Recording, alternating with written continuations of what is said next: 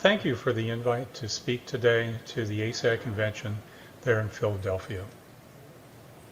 I apologize to the attendees that I can't attend in person, but hopefully this PowerPoint presentation with the overdubbing of audio will come through clearly and convey what we're trying to achieve with sustainability, and specifically for this talk, sustainability of thin concrete domes. So what is sustainability? This is an old Dilbert cartoon, and using that term green, we've heard of greenwashing. Oh, we're doing things that are lending to sustainability, but not really well defined. So what is the definition of sustainability? If we look at the U.S. Green Building Council, this is their definition: development that meets the needs of the present without compromising the ability of future generations to meet their own needs. In other words, it's doing things today that will make life better for those coming after us. And they've identified 3 different components of sustainability: social, environmental, and economic. And this is what makes up the social. Does new construction, development, is it desirable in the community? Is it something that's culturally acceptable in this environment, in this community? And does it benefit positively the people in that area of the construction? The second aspect is environmental. This is the one we think about probably the most often, is the construction and development. What's the impact on the environment, our air and water and land? Is it good? Is it bad? And then the third, which a lot of people don't think about, is the economic aspects of sustainability.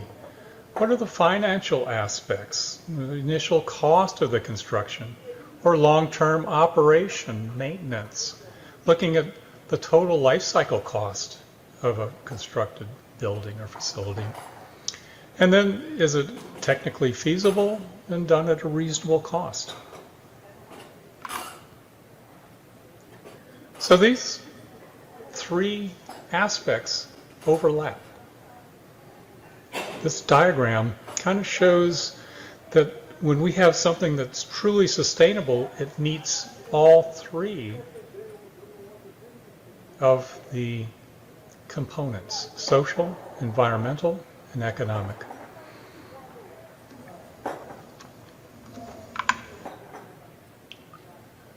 And there are groups out there that rate sustainability of new construction. Most of you, or many of you, might have heard of the LEED program. This awards building structures, generally new building structures, with a certification of gold or silver or platinum. And this is done by the U.S. Green Building Council. There's another program called Green Globes, the acronym GBI. There is a National Green Building Standard from the International Code Council.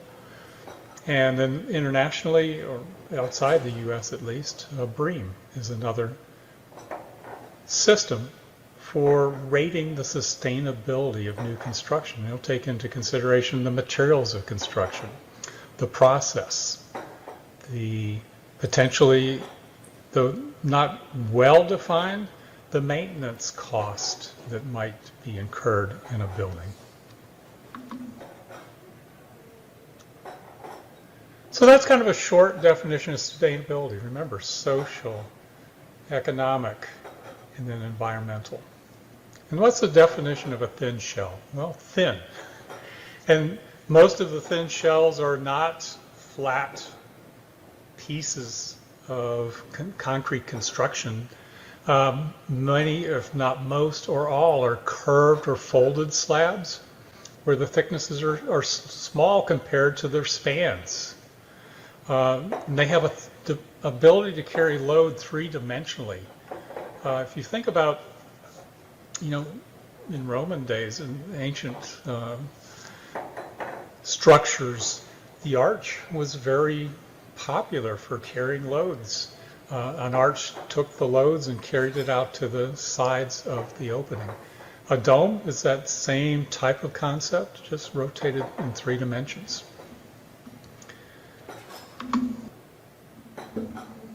And we've had a long history of success in domes. Here you can see in 1948, this is a cylindrical pre-stressed concrete tank with a dome roof. Why the dome? Ideal for spanning large dimensions without interior columns.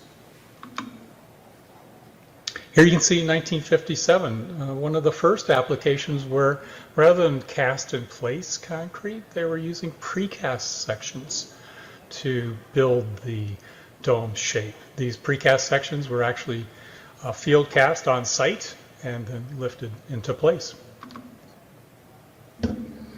And then some of you may have seen these. These are what I'm up in the Detroit area, and previous in Chicago. We saw domes like this used for salt storage, for the salt used to melt the snow and ice off our roads in the wintertime.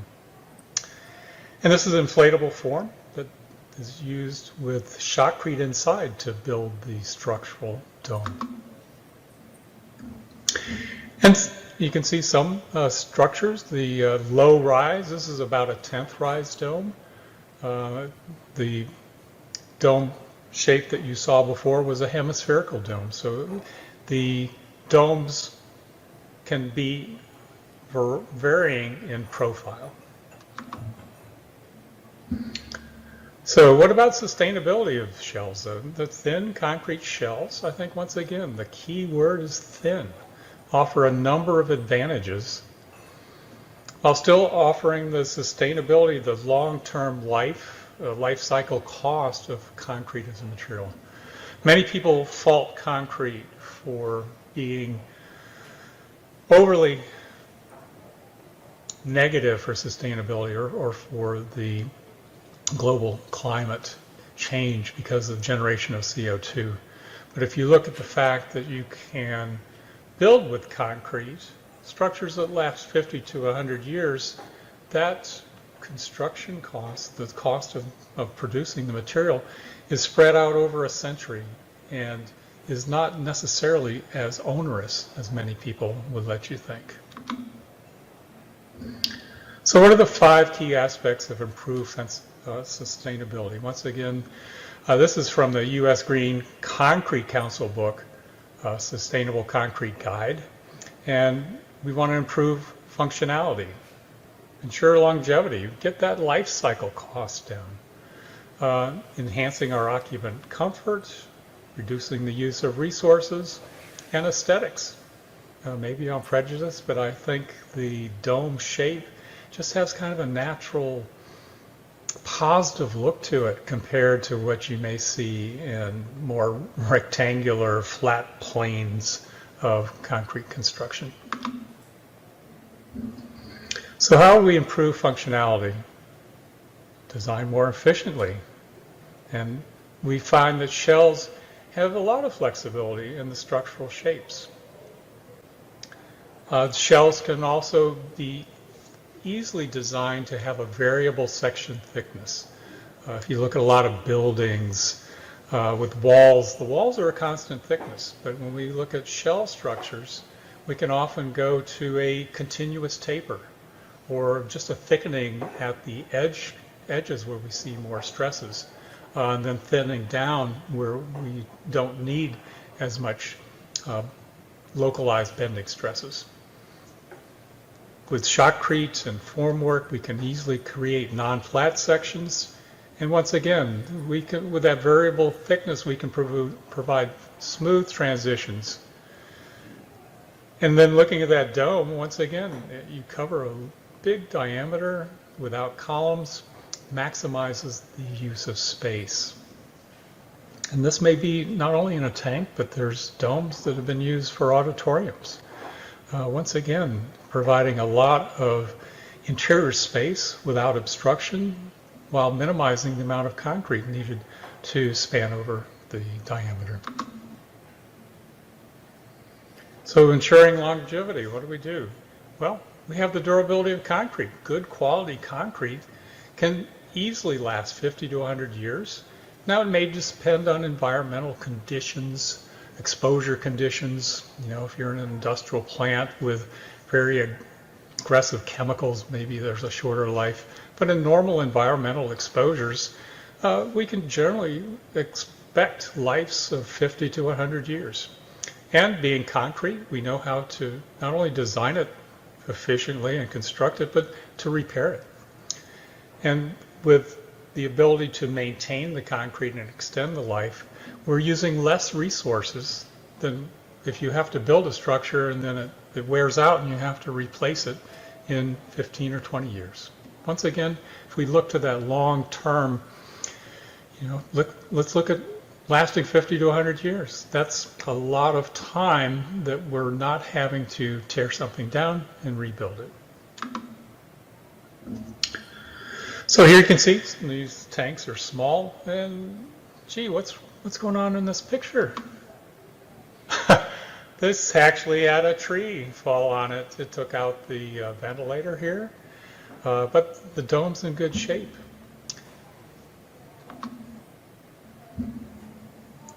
We can, because of the dome shape, carry a lot of additional stress through compression in the shell. That's one of the keys to thin shells. Typically our stresses aren't bending stresses, but they're stresses throughout the thickness as an axial load. Generally where we run into issues with bending are where we have edge conditions, where we're attaching a dome to a wall or a floor.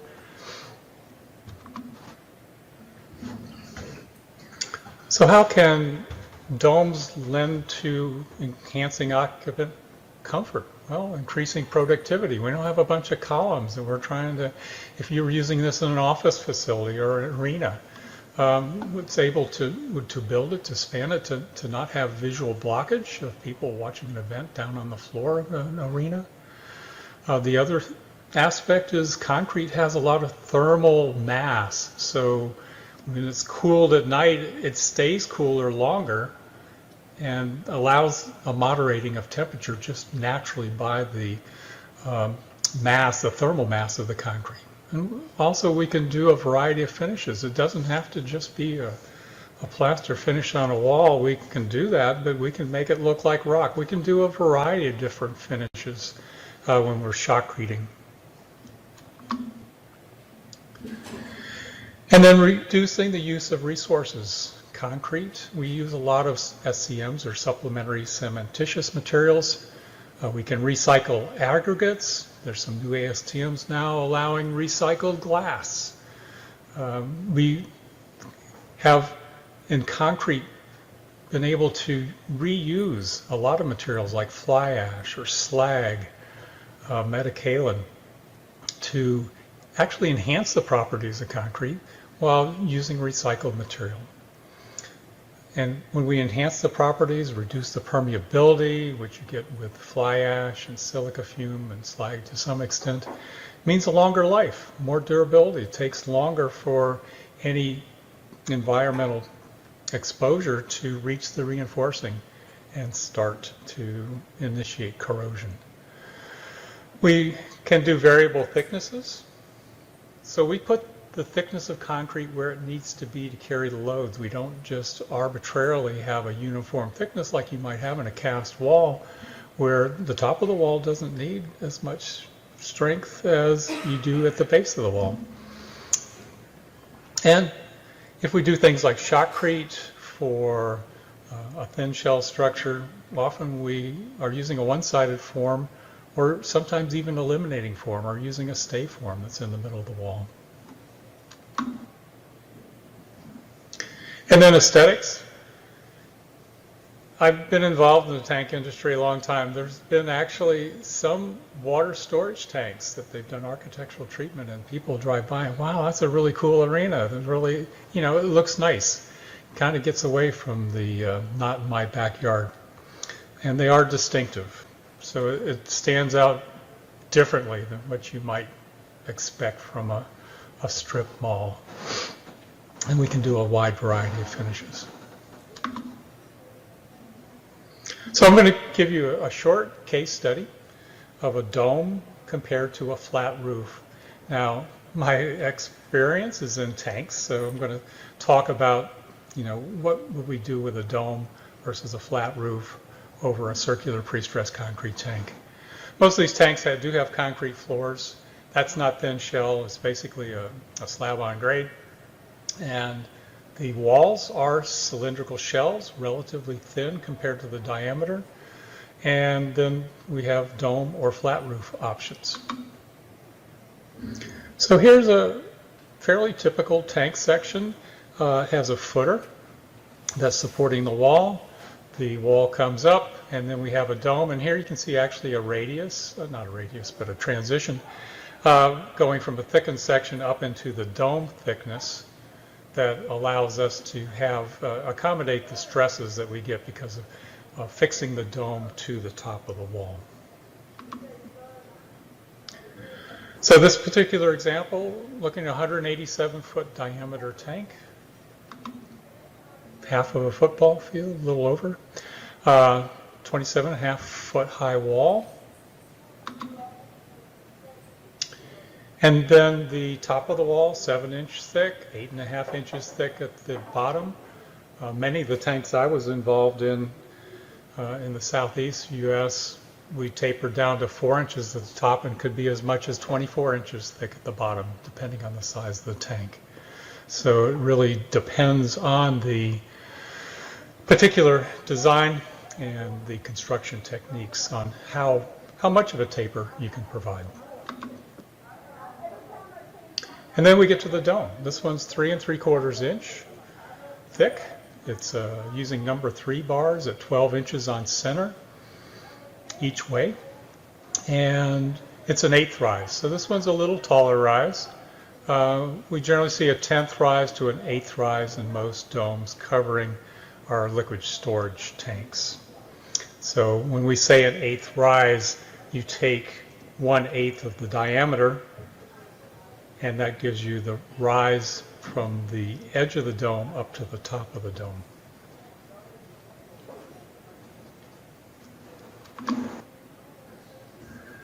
And then this is a similar tank, except we have a flat roof.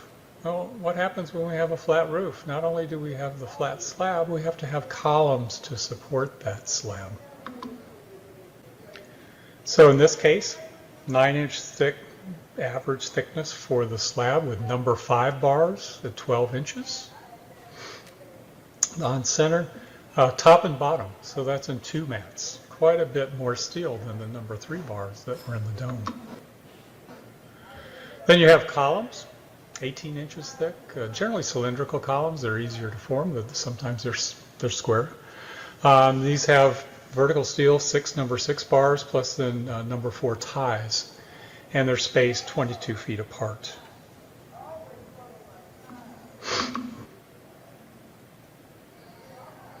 And then because of punching shear of the column, the weight of the roof plus the weight of the column onto the floor, most of the flat roof tanks will have a footer at the base of the column that helps to transfer the load, spread out the load across the floor. In this case, we're looking at a footer that's 12 inches thick, 6.5 feet square wide, and it has number 4s at 6 inches each way. So looking at the two, what do we got? The amount of concrete in cubic yards for a dome, 395. We don't have any columns. We don't have any footers. So 395 cubic yards is the amount of concrete we're using in that dome. If I'm doing a flat roof, remember it was thicker, so just the concrete in the roof slab itself, 780 cubic yards, 105 cubic yards in the columns, and 80 with the cubic yards in the footing. That gives us almost 1,000 cubic yards, basically almost 3 times the amount of concrete necessary to build the flat roof versus the dome.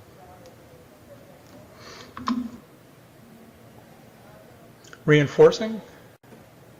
The shell doesn't need nearly as much reinforcing because most of the loads are carried through the compression and sometimes a little tension, but there are axial forces in the dome shape itself. It is not a bending stress.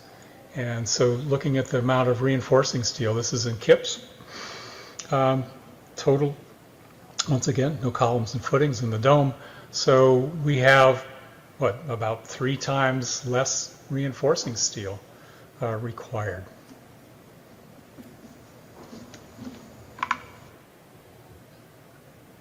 So overall, what are we seeing? A case study here, we have about 60% savings in concrete, 70% savings in reinforcing. There's reduced weight on the formwork. Now the formwork is curved, takes more time to build that, but it doesn't have to carry as much weight as the flat slab formwork would be required for a flat roof. Easier maintenance because there are no interior columns. You know, if you have to come in and clean a tank floor, you don't have to take your bobcat around and try to scoop up the sediment around all the footers. You basically have the floor extending all the way flat, relatively flat to the walls. Also, tanks have a lot of load. I think we were looking at, what, 27-foot height. That allows a lot of weight on over the entire diameter of the tank, compressing the soil underneath, and generally you're looking at a depth of influence of the soil of at least the diameter of the tank. So you're influencing the soil 187 feet underneath the center of the tank floor. And if you had columns and footers, what happens is they're going to settle. And so as they settle, that roof slab can settle and maybe make ponding, or if you're designing for the settlement, you may actually raise the columns in the middle so they're higher to help to drain the roof slab. And here's just a brief look at, you know, how do we build a dome? Here, this is actually using wooden ribs.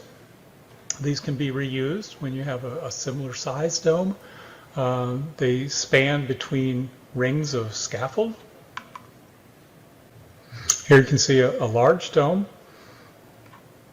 Once again, look at all the ribs coming radially in to make the dome shape. And then on top of that, in the old days, we used to use tongue and groove sheeting. Now we just lay plywood down, being able to fasten it to those ribs to hold it down. And you see, give a nice uniform spherical shape. One of the keys in dome design is you want nice uniform shape. You don't want any dips or bumps that would tend to be defects that might introduce some localized bending stresses. So it is something, it's harder to form. It's going to have to be attention to the tolerances to get the proper shape. But if a company is experienced in doing this for decades, generally it's fairly straightforward to build the dome form. And then steel.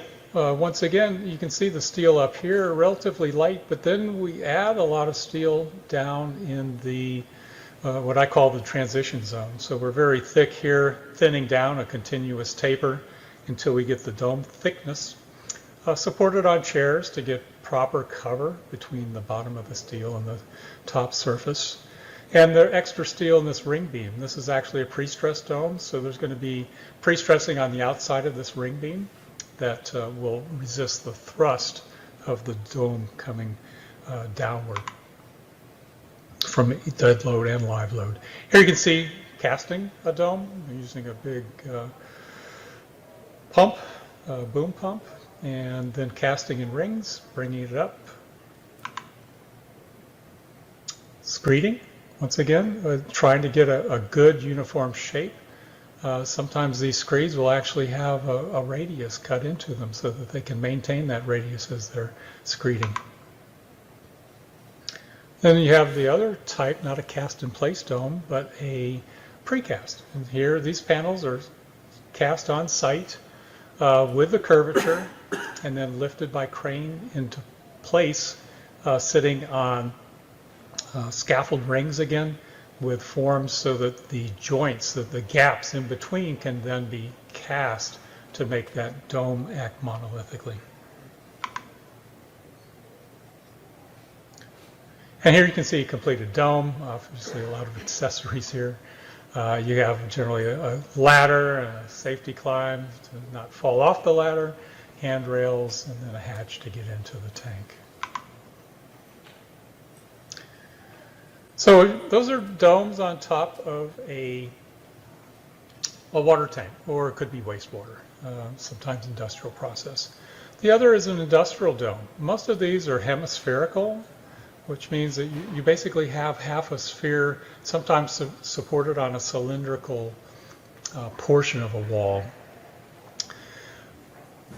Most, if not all, currently built are air-supported dome form. It's basically a balloon that is inflated and then shotcreted underneath layer after layer to build the structural thickness of the dome. All these generally do have a concrete floor. So here's a typical air-supported form dome. That plastic, that balloon stays in place. That's actually the exterior covering for the concrete shell that you shoot in place. Looking at the cost, domes cost about 50% less compared to silos. Silos, you've got a lot of vertical concrete, but you're not spanning a big area. So for storage of dry materials, the dome shape is very economical. Certainly more so than trying to have a large warehouse for storage of dry materials. The other is we can get a lot of volume storage in a relatively small footprint. Here you can see this is the balloon form. It's on the job. It's ready to be rolled out. Here you can see it being inflated. Typically, they'll put all their equipment inside before they inflate. That gives them then access through kind of an airlock to be able to do the construction inside. Here you can see it blowing up a little more. Sorry, that's a little bit out of focus.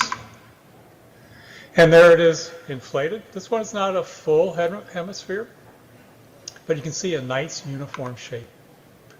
And then on the inside, using a man lift, shooting layer after layer of shotcrete. This is all reinforced. Once again, a dome shape, very easy to carry those loads actually through the shell. As you get closer to the bottom, you get more bending stresses that might require more reinforcing steel. So that's all I have. I will leave this slide up for just a couple minutes. If you have any questions, obviously this is a video or an audio recording for the PowerPoint, and you can ask all the questions you want. Unfortunately, I won't hear them, but you're welcome to shoot me an email. The email is charles.hanskat@shotcrete.org. If you are interested in shotcrete and some of the things we've done with shotcrete, architecturally, new construction, the inflatable form for domes, our website, shotcrete.org, has a wide variety of resources that you may find of interest if you're considering shotcrete construction for any of your projects.